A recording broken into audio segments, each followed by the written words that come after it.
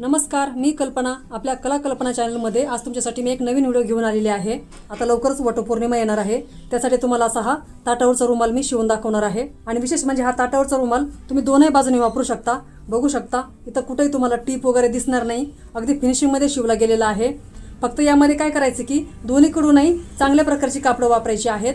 मला तर घाईमध्ये दुसरं कापड चांगलं सापडलं नाही म्हणून मी हे ब्लाऊज पीसचंच कापड वापरलेलं आहे. चांगल्या क्वालिटीचं आहे, परंतु मला कॉन्ट्रास्ट कापड पटकन सापडलं नाही म्हणून हा कापडाचा तुकडा मी वापरलेला आहे.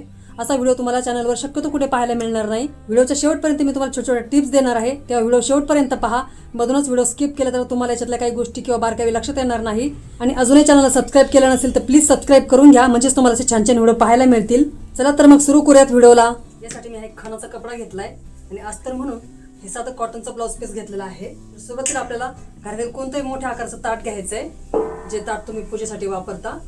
तर हे बघू शकता, या बाजूने असं सर्कल आखून घ्यायचंय.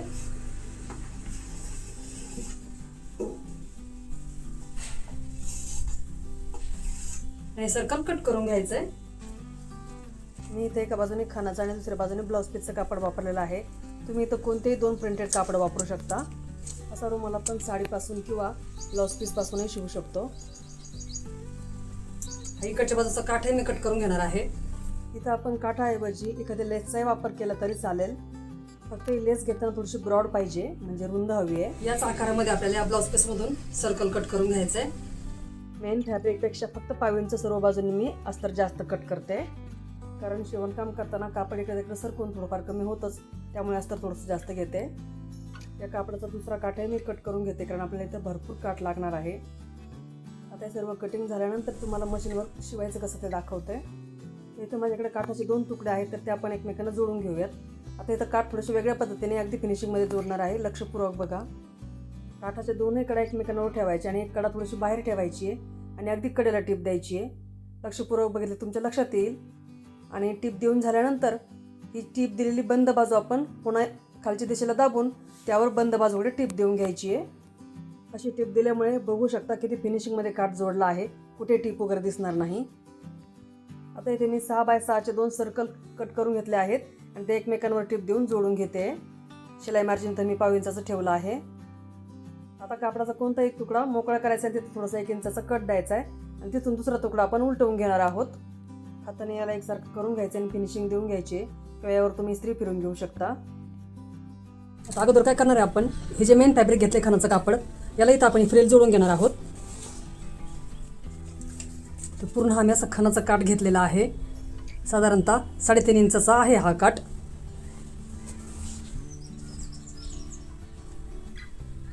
काठ इथं या बाजूला जोडून घेणार आहोत आणि असं जोडताना इथं छोट्या छोट्या चुना द्यायच्या आहेत. अगदी अर्धा इंचाची चून द्यायची आहे.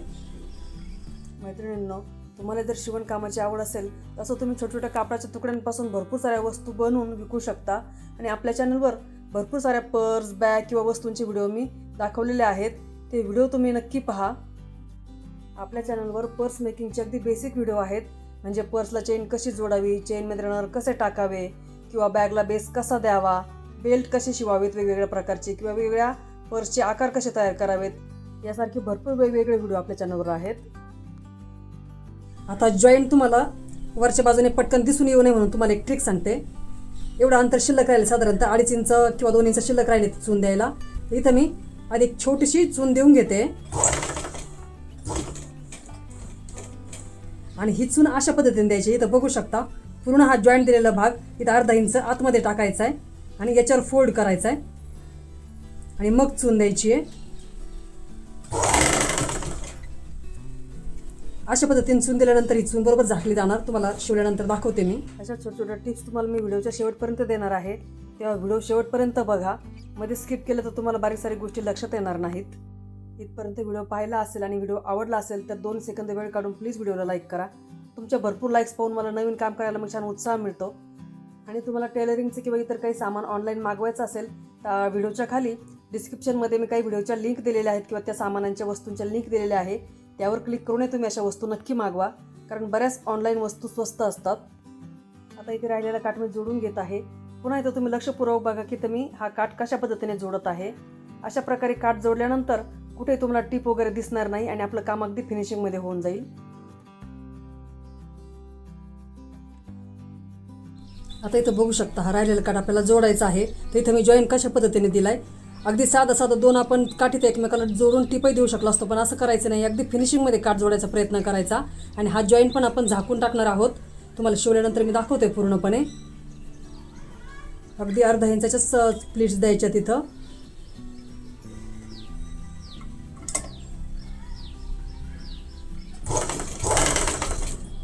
आणि ही टीप देताना बघू शकता, हा जो खणाचा कपडा आहे आणि ही बॉर्डर आहे याच्या बरोबर मध्यभागी देते मी.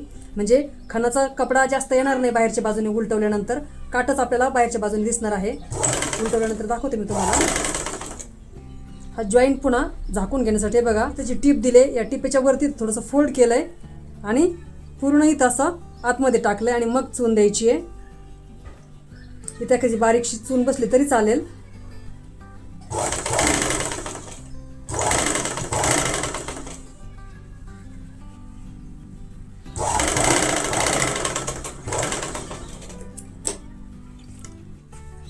आता हे बघू शकता इथं याचं हे बघा जॉईंट दिसतोय की तुम्हाला. इथं हा जॉईंट आहे. हा दिसणार नाही हे बघा जास्त करून बाहेरच्या दिशेला. थोडाफार दिसेल पण जास्त तर दिसणार नाही. इकडचा पण जॉईंट दाखवतो तुम्हाला. हे बघा हा जॉईंट असं पलटी केलं ना तसं पटकन लक्षात येणार नाही की ते जॉईंट दिलेलं आहे. तर कोणतंही काम असं हुशारीने केलं ना तर आपल्याला भरपूर सारे कस्टमर मिळतात. तर ही ट्रिक तुम्ही नक्की करून बघा. आणि ही ट्रिक तुम्हाला कशी वाटली मला कमेंट करून नक्की सांगा. आपल्याला अस्तरचा तुकडा याला जोडून घ्यायचा आहे. तर हे बघा मी सगळी फ्रील अशी आतमध्ये करून घेतली आहे. तर वाटल्यास आपण टाचण्याने ही फ्रील थोडीशी फिक्स करू, म्हणजे आपल्याला इथं मध्ये मध्ये येणार नाही ही फ्रील शिवताना. शिवणकामामध्ये टाचण्या क्लिप्स याचा नक्कीच वापर करायचा. त्याच्यामुळे काम आपलं मग अगदी फिनिशिंगमध्ये येतं. आणि काम फिनिशिंगमध्ये असेल तर आपल्या प्रॉडक्टला मागणी पण भरपूर असते. थोडंसं हे टाचण्या वगैरे जोडायला थोडासा वेळ लागू शकतो, परंतु काम आपलं अगदी फिनिशिंगमध्ये होणार आहे. अस्तरचा तुकड्याच्यावर असं ठेवून घ्यायचं आहे आणि टिप देताना इकडच्या बाजूने द्यायची. तुम्ही असे ताटावरचे रुमालचे भरपूर व्हिडिओ पाहिले असतील, पण ही टिप तुम्हाला कोणी सांगितली नसेल. कारण अशी टिप दिल्यामुळे काय होईल तुम्हाला मी सांगते. अस्तरचा भाग मी 1.5 इंच थोडासा जास्तच घेतलेला आहे मेन फॅब्रिकपेक्षा. इथं याला फिक्स करून घ्यायचं व्यवस्थित. कंप्लीट झाल्यानंतर तुम्हाला सांगते की मेन फॅब्रिकच्या बाजूनेच अशी टिप का द्यायची आहे. बरोबर इथं जी टिप दिलेली आहे टिपवर टिप देऊन घ्यायची आहे. त्याच्यामध्ये तुम्हाला काही टिप्स सांगणार आहे. तर मी हे तर पूर्ण शिवून घेतलंय.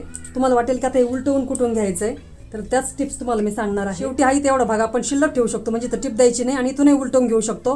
काय होतं इथं असं गोल आकारामध्ये टिप देताना हा आकार व्यवस्थित गोल येत नाही. तर त्यासाठी काय करायचंय बघा, हा अस्तरचा भाग आहे. इथं थोडासा कट द्यायचा आहे. अगदी थोडासा कट द्यायचा आहे. आपलं कापड उलटवलं जाईल इतकंच आणि सरळ कट द्यायचा आहे. त्या अगोदर तुम्हाला अशा टाचण्या काढून घेता आल्या तर नक्की काढून घ्या, कारण उलटवताना तुमच्या हाताला लागू शकतं. तर हा भाग उलटवण्याच्या अगोदर काय करायचं, अगदी छोटे छोटे कट द्यायचे. टिप उसवली जाणार नाही, लक्षात घ्यायचं. पूर्ण आपण मेन फॅब्रिकचा कपडा उलटवून घेऊ. अगदी सावकाश उलटवायचा आहे, घाई करायची नाहीये. बघू शकता छोटा सर्कल मी याप्रमाणेच करून घेतला होता तयार. तर हा सर्कल बरोबर इथं कट केलेल्या जागेवर आपल्याला जॉईन करायचा आहे.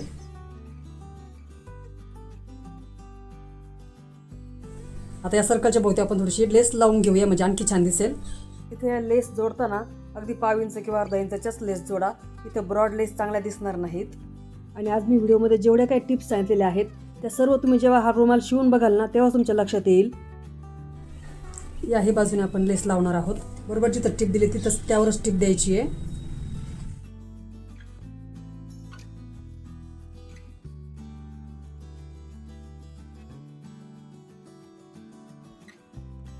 तर बघू शकता दोनही बाजूने वापरता येणारा ताटावरचा रुमाल तयार झालेला आहे. आता फक्त ही टिप देताना एक लक्षात घ्यायचं की ही टिप बरोबर टिपीवरच टिप आली पाहिजे. बघू शकता मागच्या बाजूला अगदी टिपीवरच टिप आलेली आहे, तरच हे फिनिशिंगमध्ये दिसेल. खूपच सुंदर झालं. इथं आणखी थोडासा डिझायनर कपडा जर असतं तर आणखीनच सुंदर दिसलं असतं, पण मला घाई दुसरा डिझायनर कपडा सापडला नाही. तुम्ही दोन्ही बाजूला कॉन्ट्रास्ट आणि वेगवेगळ्या रंगाचा कपडा वापरून असा आकर्षक पद्धतीचा ताटावरचा रुमाल नक्की शिवू शकता. हा ताटावरचा रुमाल थोडासा छोटा झाला असं मला वाटते. तर तुम्हाला सांगते मी साधारणतः किती रुंदीचा ताटाचा रुमाल पाहिजे. हे ताटाचं माप इथं साधारणतः आहे 12.5 इंच. तर जवळपास 14 ते 15 इंच असं ताटाचं माप पाहिजे, तेव्हा छानपैकी मोठा ताटाचा रुमाल तयार होऊ शकतो. साधारणतः 17 इंच रुंदीचा झाला आहे, तर जवळपास 20 इंचाचा तरी ताटावरचा रुमाल पाहिजे. चला तर मग तुम्हाला आजचा व्हिडिओ आवडला असेल तर व्हिडिओला लाईक करा. लाईक केल्यानंतर खाली कमेंटमध्ये जाऊन आपल्या व्हिडिओला 2दा हाईप करायला विसरू नका. तुम्ही हाईपच्या बटनवर 2दा क्लिक केल्यामुळे आपला व्हिडिओ पुढे जायला मदत होणार आहे. आणि अजूनही चॅनलला सबस्क्राईब केलं नसेल तर चॅनलला सबस्क्राईब करून घ्या, म्हणजेच तुम्हाला असे छान छान व्हिडिओ पाहायला मिळतील. चला तर भेटूया पुढच्या व्हिडिओमध्ये. तोपर्यंत खुश रहा, मस्त रहा.